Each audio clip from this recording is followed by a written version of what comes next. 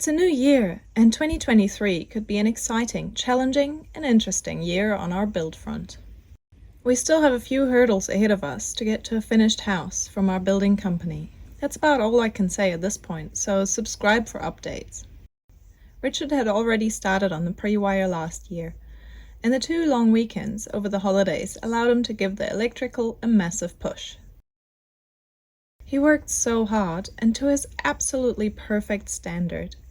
I'm just glad I won't be paying his hourly rate for his high-end, anything but standard residential electrical work. A friend suggested leaving gaps in the gyp so his beautiful work can be on display.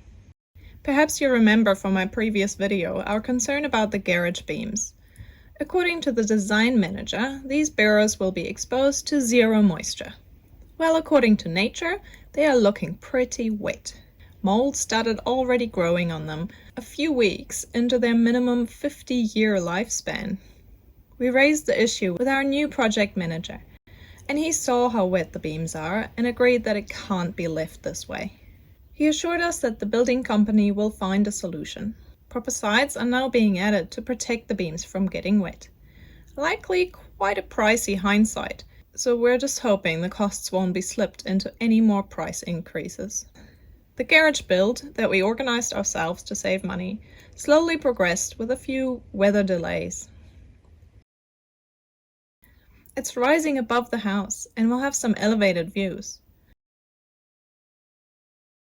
I'm not a huge fan of the textured cladding, but apparently it's the most weatherproof option, so practicality won over looks. Great to see Richard's man cave on piles starting to take shape. It was his must-have when we bought the sloping land, and certainly posed some expensive challenges.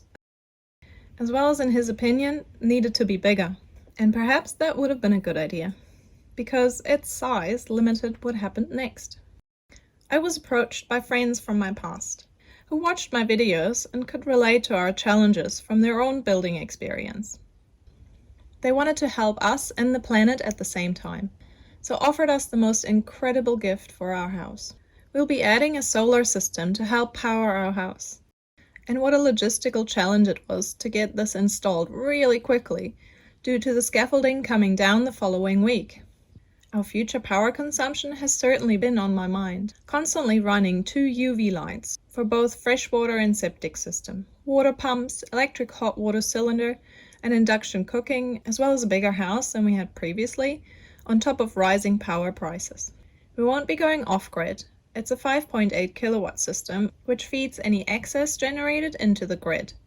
We're really proud this enables us to make our own energy, contributing to the future of our planet. Their generosity seriously blew us away. They are such kind people in this world, wanting to make a difference in sustainability, as well as help a young family in the most amazing way. Thank you again. The house progressed as well.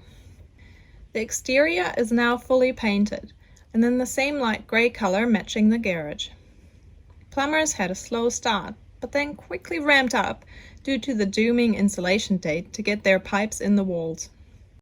But there was a delay, thanks to our wet summer.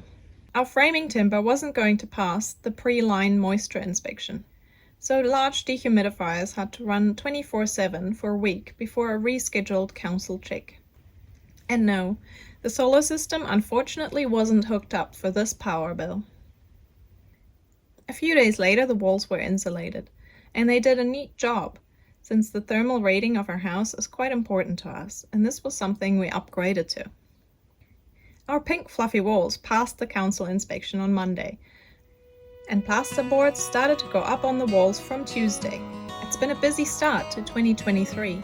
We can't wait to see progress continue.